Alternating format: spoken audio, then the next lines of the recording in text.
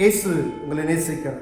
பிரியமானவர்களே, இந்த நாளில் ஆண்டவர் நம்மளோடு பேசும்படிய வேதத்திலிருந்து சில வசனங்களை கூட வாசித்து நாம் கற்றுக்கொள்ளக்கூடிய கடைபிடிக்கக்கூடிய காரியத்தை ஆண்டவர் நம்மளோடு இடைபடுவாராக. அது அப்போஸ்தலனாகிய பவுல் எபேசியருக்கு எழுதின நிருபம் 4வது அதிகாரம் 26, 27, 28, 29 வசனங்கள் இப்படியாக சொல்லுகிறது. நீங்கள் கோபம் கொண்டாலும் பாவம் செய்யாதிருங்கள்.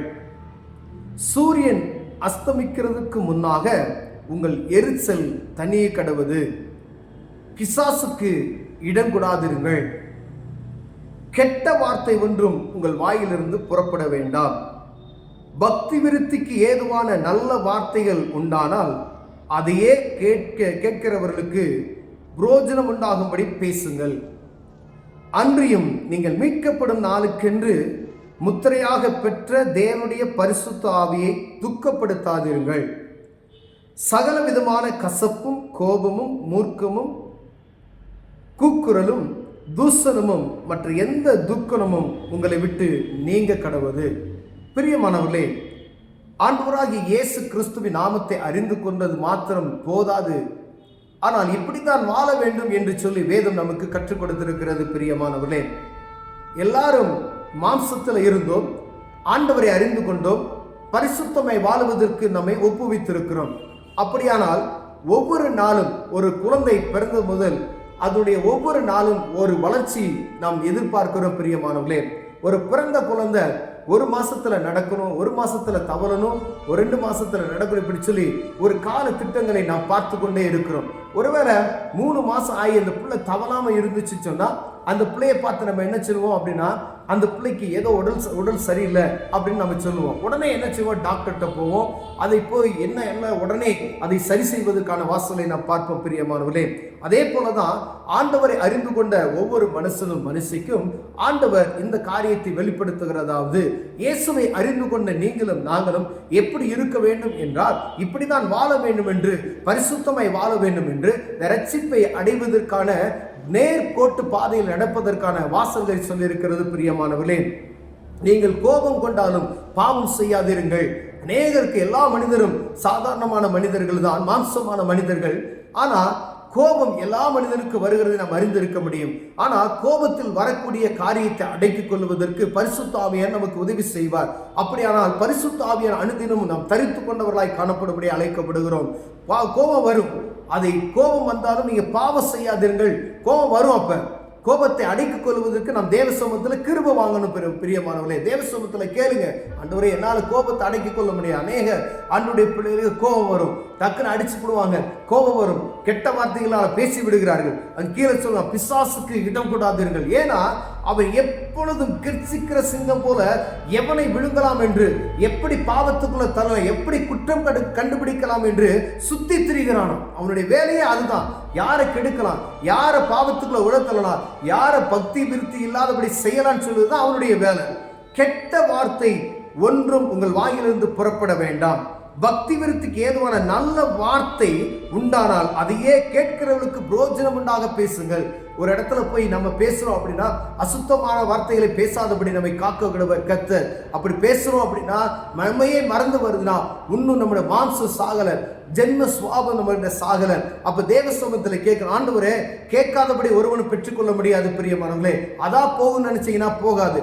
ஆண்டவர்கிட்ட நீங்க கேட்கணும், ஆண்டவரே என்னை அறியாம இப்படிப்பட்ட வார்த்தைகள் என் வாயில வருகிறதே, என்னை மன்னியும், இந்த வார்த்தை வராதபடி என்னை பரிசுத்தப்படுத்தி காத்துக்கொள்ளுங்க சொல்லி நீங்க கேட்பீங்களானால் ஆண்டவர் அதுக்கு பலன் தருவார். பிரியமானவர்களே, அதே போல மற்றவர்கள் நாம் பேசும் பொழுது பக்தி விருத்திக்கு ஏதுவான வார்த்தைகளை பேசணுமா?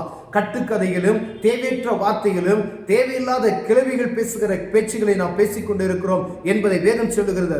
ஒரு 2 மனிதர்களோ 2 ஸ்திரீகளோ யார் பேசினாலும், டீ கடையில் இருந்தாலும் சரி, வீட்டுக்கு வரவனாலும் சரி, நம்ம பேசுகிற வார்த்தைகள் பாருங்க அப்ரோஜனமான வார்த்தைகளா இருக்கும்.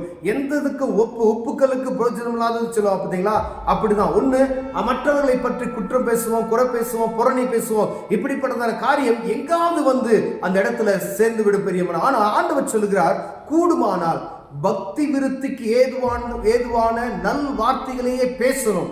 நீங்களும் நாம் 2 பேர் பேசணும் அப்படின்னு சொன்னா ஆண்டவருடைய வார்த்தைகளை அறிந்து கொள்வதற்கு, பரிசுத்தமாய் வாழ்வதற்கு என்ன செய்ய வேண்டுமோ அப்படிப்பட்டதான காரியத்தை செய்வதற்கான காரியங்களை நாம் இடைபெட வேண்டும், பேச வேண்டும் என்று வேதம் சொல்லுகிறது. பிரியமானவர்களே, மற்றவர்களுக்கு அது பிரோஜனமா இருக்கணும். நீங்க 2 பேர் பேசிக்கொள்வீங்க அப்படின்னு சொன்னா அங்க பக்கத்துல உட்கார்ந்துறவருக்கு அந்த வார்த்தைகள் நிமித்தம் பிரோஜனம் உண்டாகும்படியே பேசுங்கள் என்று சொல்லப்படுகிறது. அன்றையும் நீங்கள் மீட்கப்படும் நாளுக்கென்று முத்திரையாக பெற்ற தேவனுடைய பரிசுத்த ஆவியை துக்கப்படுத்தாதீர்கள் என்று சொல்லப்பட்டிருக்கிறது. பரிசுத்த ஆவியானவரை துக்கப்படுத்தாதீர்கள். ஏன் அப்படின்னு சொன்னா, நம்ம பேசும் பொழுது ஆவியான நம்மோடு கூட இருக்கிறார். பரிசுத்த ஆவியின் அபிஷேகத்தை பெற்றிருக்கிறோம் என்பதை மறந்துவிட்டு ஆவியானவர் துக்கப்படக்கூடிய வார்த்தைகளை நாம் பேசினோம்னால் ஆவியானவர் துக்கப்படுவார். பிரியமானவர்களே, என் பரிசுத்தமாய் நான் வாழ்கிறேன்னு சொல்லிட்டு ஆவியானவர் துக்கப்படுத்துகிற மாதிரி ஒரு வார்த்தைகளை பேசுறீங்கன்னா ஆவியானவர் துக்கப்படுவார். அப்ப ஜாக்கிரதைகளாய் காணப்படும்படி அழைக்கப்படுகிறோம். கசப்பு, கோபம், மூர்க்கம், கூக்குரல், தூசணம் மற்ற எந்த துக்கமும் உங்களை விட்டு நீங்க கடவுது என்று சொல்லுகிறார். இந்த மாதிரி அருவருப்பான காரியங்கள், ஆண்டவருக்கு பிரியமில்லாத காரியங்கள், வம்புகள், சண்டைகள், மூர்க்கங்கள், கோபங்கள், கூக்குரல்கள், தூசணமான காரியங்கள் இவையெல்லாம் விட்டு நம்ம ஆவிக்குரிய வாழ்க்கையில் எடுத்து போடணும். இப்படிப்பட்ட காரியங்கள் இருந்துச்சுன்னா ஆவிக்குரிய வாழ்க்கையை கெடுத்து போட்டு விடும். பிரியமானவர்களே, பரிசுத்தமாய் வாழ்வதற்கு இந்த மாதிரி காரியங்கள் ஒரு நாள் துணை செய்ய முடியாது. அப்ப எந்தெந்த காரியம்லாம் இதை உடனும் சொல்லணுமோ அந்த காரியத்தை பரலோக தெய்வத்துக்கு நேரம் நீங்க தெரியப்படுங்க. ஜெப நேரத்துல இயேசுவுக்கு தெரியப்படுத்துங்க. அவர் இதை விட்டு விலகுவதற்கு தேவன் உதவி செய்வார். ஐயா, நான் வம்பு சண்டைக்கு நான் போறேன், இதுல இருந்து நான் போகாதபடி என்னை காத்துக்கொள்ளுங்க.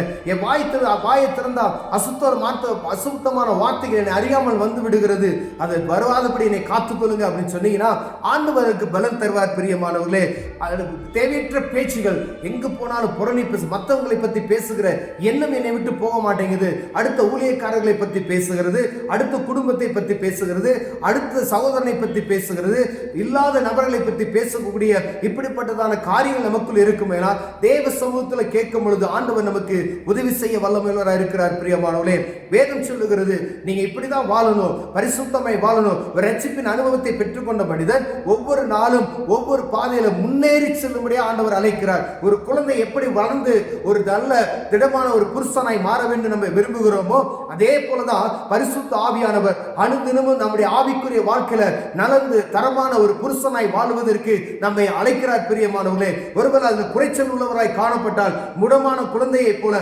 முடமான மனிதனை போல நாம் காணப்படுவோம். பிரியமானவர்களே, என்னுடைய ஆவிக்குரிய வாழ்க்கை முடமாய் இருக்கிறது என்று நாம் கண்டு கொண்டால் தேவ சமூகத்தில் போய் உடனே அதை சரி செய்ய முடியாது. இது ஹாஸ்பிட்டலுக்கு போக வேண்டிய காரியம் அல்ல.